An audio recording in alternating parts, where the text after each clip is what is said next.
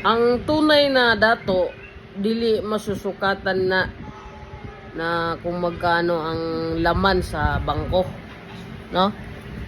Ay daga nagingon na pag dato ka daghang kang kwarta sa bangko, no? Dili na siya tinuod na dato. Kaya ang tinuod nga dato daghang assets, no? Muna siya tinuod.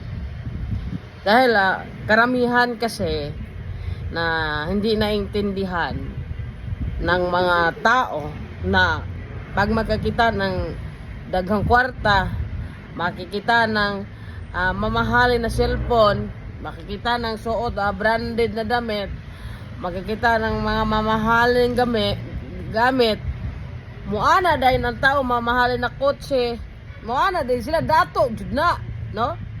Dato na siya, dili na tinuod nga dato sa akong pagka nahibawan ako, no, sa akong pagka-entrepreneur. Kaya ang tinuod na dato, ang sukatan ay mga assets na nabibili nimo nga naghatag nimo income na sa pagmatulog ka nga wala kay himuon, no? Nga negosyo, lupa, property, hotel, apartment, magdaghan kay nga na ay matatawag yung kag dato. Mga assets kumbaga. Ana na siya. At saka yung puso mo mabuting tao ka. Ngayon matinod na dato.